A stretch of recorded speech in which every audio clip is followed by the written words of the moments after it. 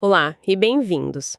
Hoje a gente vai fazer um mergulho em um dos livros mais, narrativos e francamente dramáticos da Bíblia, 1 Samuel. Com certeza. As fontes que a gente tem aqui são introduções de Bíblias de estudo e a ideia é entender por que esse livro é um ponto de virada tão crucial na história de Israel, né?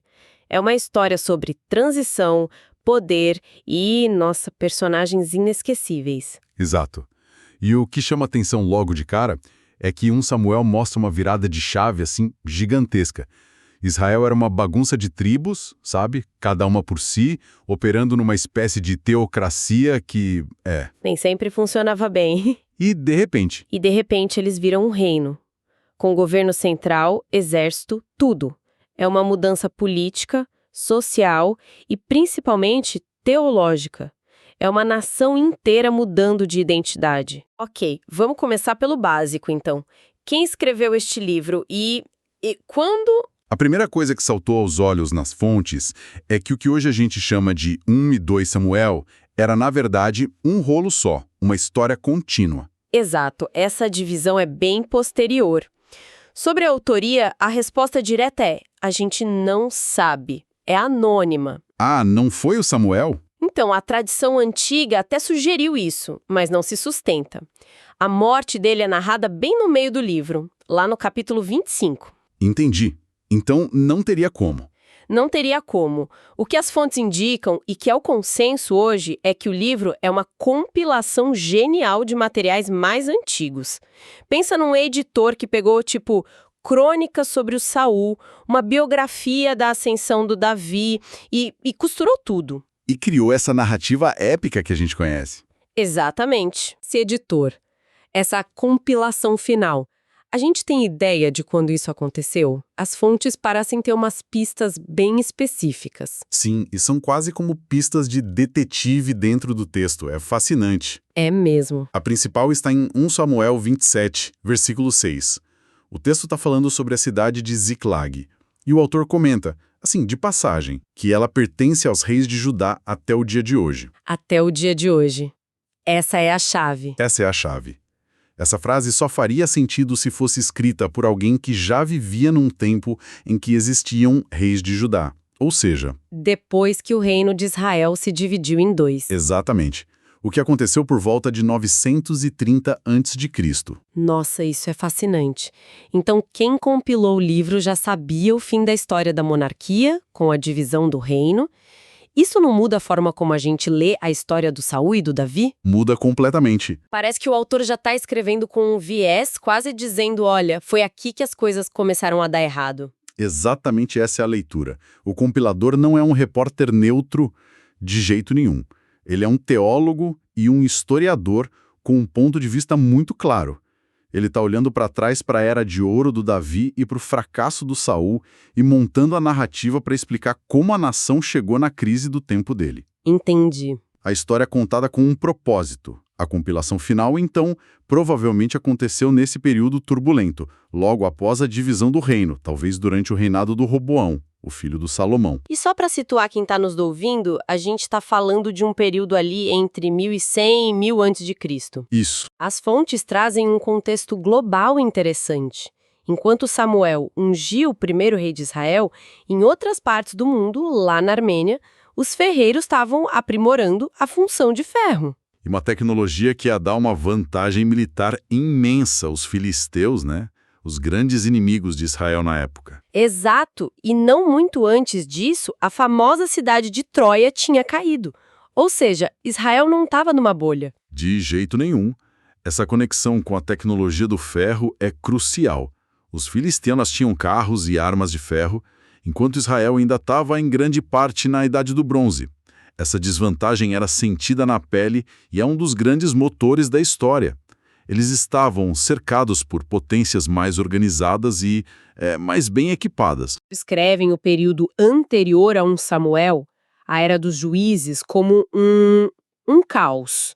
A frase que resume tudo é: naqueles dias não havia rei em Israel, cada um fazia o que parecia reto aos seus olhos. Nossa, isso é muito forte. É a descrição de um estado falido, praticamente. Como eles chegaram a esse ponto? Chegaram através de um ciclo vicioso e, assim, exaustivo. A dinâmica era sempre a mesma.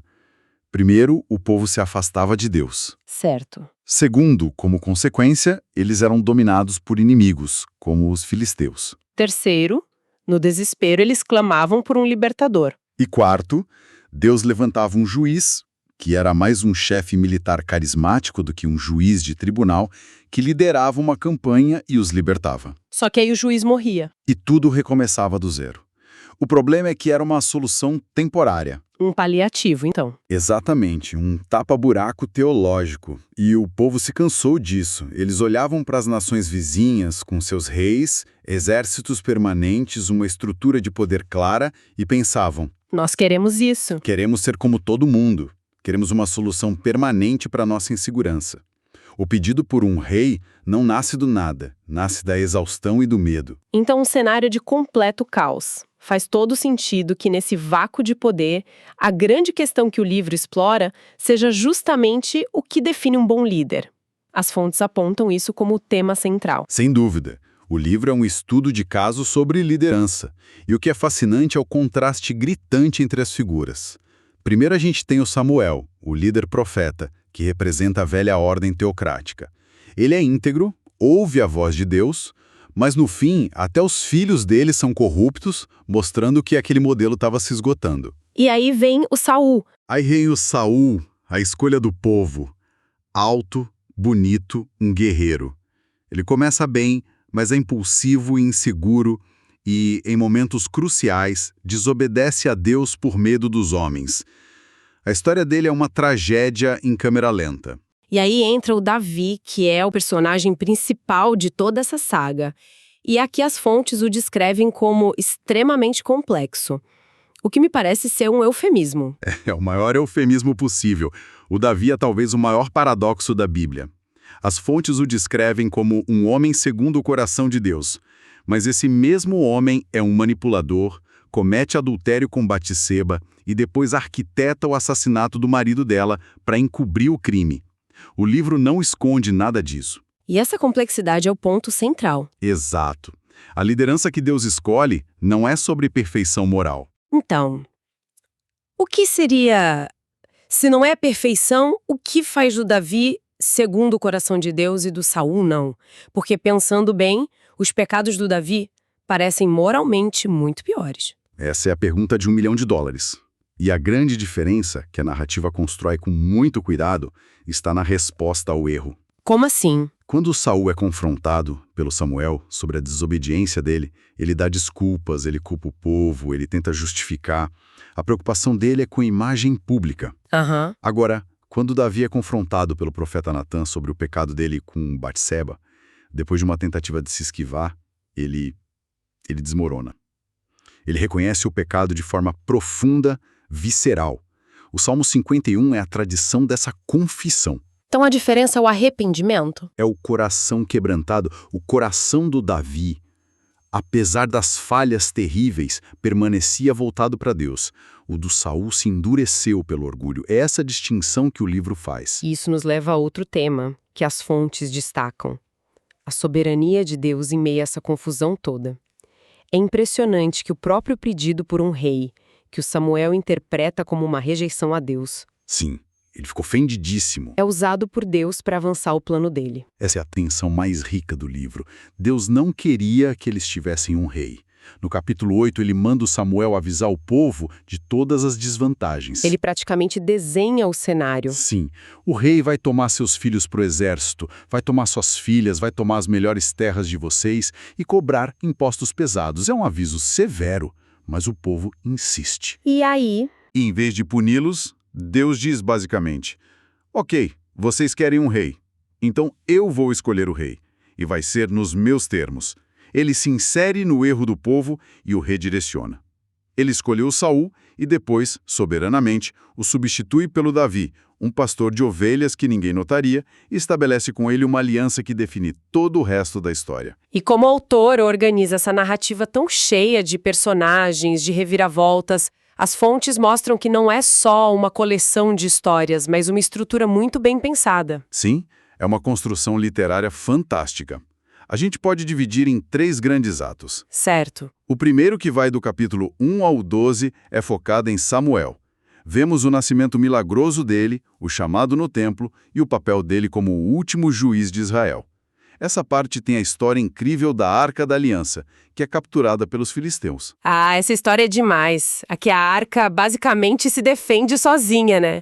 Exatamente. Os filisteus a colocam no templo do deus deles, Dagon, como um troféu. No dia seguinte, a estátua de Dagon está caída de bruços diante da arca. Eles a levantam, no outro dia ela está caída de novo, com a cabeça e as mãos cortadas. E depois disso, pragas, tumores começam a se espalhar pelas cidades filisteias. Um caos. Eles ficam tão apavorados que a colocam numa carroça sem condutor e a mandam de volta. É o autor mostrando de forma quase cômica que o Deus de Israel não pode ser domesticado. Esse primeiro ato todo culmina com a coroação do Saul. O que nos leva ao segundo ato, o reinado de Saul. Isso, dos capítulos 13 a 31. E esse ato é, essencialmente, uma tragédia. Começa com vitórias, mas a maré vira muito rápido. O capítulo 15 é o ponto de não retorno. Saul recebe uma ordem clara para destruir os amalequitas, mas ele poupa o rei e o melhor do rebanho. Supostamente para sacrificar a Deus. A famosa desculpa. Exato. É quando Samuel diz a frase famosa: obedecer é melhor do que sacrificar. E ali decreta: visto que rejeitaste a palavra do Senhor, ele também te rejeitou como rei. A partir daí, é só ladeira abaixo para o Saul. E é exatamente nesse ponto, com a rejeição de Saul, que o autor introduz o Davi. A estrutura parece colocar os dois em rota de colisão de propósito. Precisamente. As fontes chamam isso de a espiral descendente de Saul, em contraste com a ascensão de Davi. A partir do capítulo 16, a narrativa se entrelaça de forma brilhante. De um lado, você tem o Saul ficando cada vez mais paranoico, ciumento, atormentado por um espírito mau. E do outro? Do outro, o Davi vencendo Golias, ganhando fama, conquistando a amizade do Jonatas, o próprio filho do Saul. A estrutura cria uma tensão dramática enorme, enquanto o leitor assiste à desintegração de um rei e à formação de outro. É uma obra-prima. Então, ao final dessa análise, fica claro que 1 Samuel é muito mais que um livro de história. É o registro dessa transição gigantesca de uma nação, de teocracia para monarquia. É uma crônica sobre a complexidade da liderança, com acertos e falhas trágicas. E, acima de tudo, uma demonstração de como o plano divino se desenrola mesmo através de personagens profundamente humanos e imperfeitos. E eu complementaria com um ponto crucial. Ao fazer tudo isso, o livro estabelece a base para todo o futuro da teologia bíblica, que é a aliança com Davi. A promessa de que ele teria um descendente que reinaria para sempre se torna a espinha dorsal da esperança de Israel. Que depois, claro, aponta para frente. Exato. Para a teologia cristã, essa promessa encontra seu cumprimento final em Jesus, que é constantemente chamado de Filho de Davi. Então, 1 Samuel não está só contando o início da monarquia, está plantando a semente da esperança messiânica que percorre todo o resto das Escrituras. Para terminar, fica aqui uma reflexão provocadora que emerge desses materiais. A gente viu que o plano divino se concretiza através de líderes cheios de falhas e contradições. Davi, apesar dos pecados terríveis dele, é visto como o rei ideal, um homem cujo coração, no fim das contas, se voltava para as coisas de Deus. Isso nos deixa com uma pergunta para pensar. O que de fato define um líder eficaz aos olhos da história ou do divino? Seria a perfeição moral algo que parece inatingível? Ou seria a capacidade de, mesmo em meio às próprias e profundas imperfeições, se arrepender, se reerguer e se alinhar a um propósito maior que si mesmo?